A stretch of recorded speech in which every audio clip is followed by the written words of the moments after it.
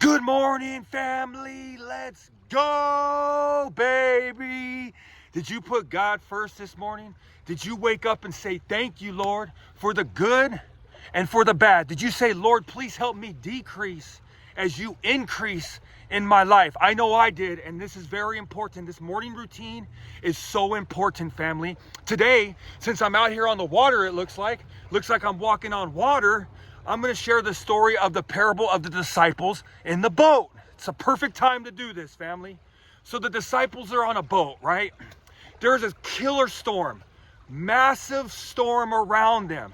They're looking for any way out, any type of way out of this storm, right? They're scared. They're nervous. They're super scared. It's scary. Like for me and my drug addiction, I was trying to find every which way out. God was the last thing I tried and the first thing that worked.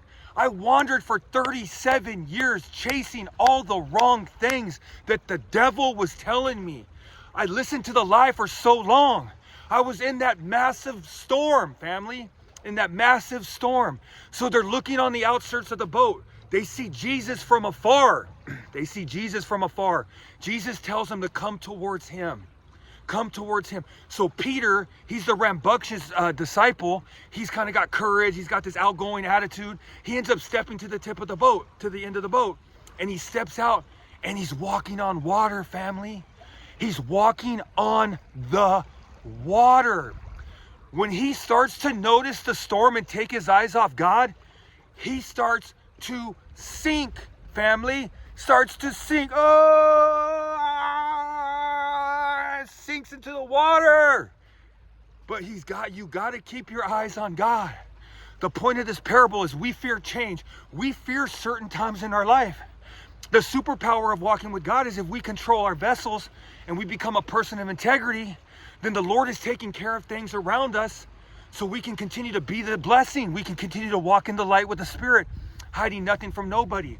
But for me, there's been transitions in my life. One was jail to the treatment center, to the Salvation Army. I was super scared, but I kept my eyes on God. God took me because I surrendered into the Salvation Army. I did a year in the Salvation Army, learned everything about the Lord. The Lord pulled me out of society, put me in the Salvation Army, stripped me from the world, and I came out a transformed human being. On that transition part from the Salvation Army into the real world, very scary. No, you're not good enough. You haven't changed. You're still an addict. You're going to blow it, Monty. And I continue to keep my eyes on God because I know the strongholds are a lie. I kept my eyes on God. He carried me through and I was able to get onto the other side and continue to walk with God. So putting God first has been a mainstay in my entire life. From every transition, from out of working at the Sally into working at my job at La Jolla Recovery, into my marriage, into from house managing to becoming in our own apartment, to being completely out of treatment. This has all because I've been putting God first, and a killer, awesome, exceptional morning routine.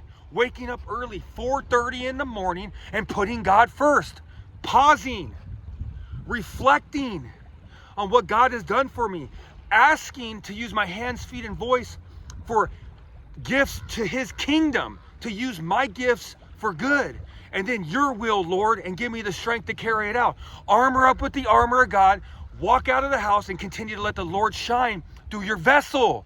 And this is how you bring others to the kingdom, because you build a relationship with someone. They see how you're doing what you're doing, and they ask how you're doing it, and then you can share your faith. This is how the Lord brings others to the kingdom. But this is all because of a great, amazing morning routine and me keeping my eyes focused on God all the time, every single day, because I know what it's like to not walk with God. It sucks. It's miserable. I wander.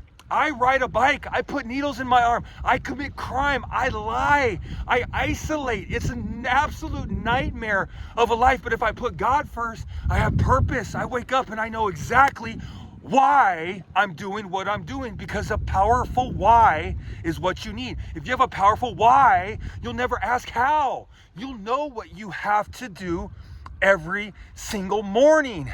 If you want to take the easy way out, you're gonna live a hard life.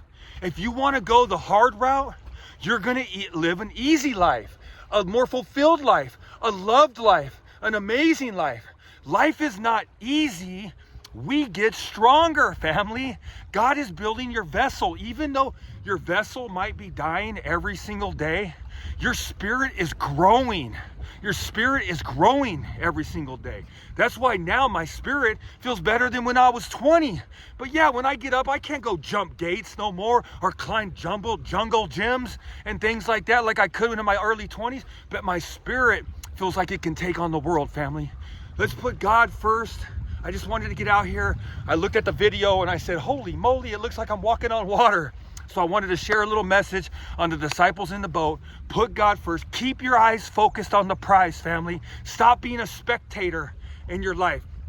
Get in the game. Put God first. And let's go, baby.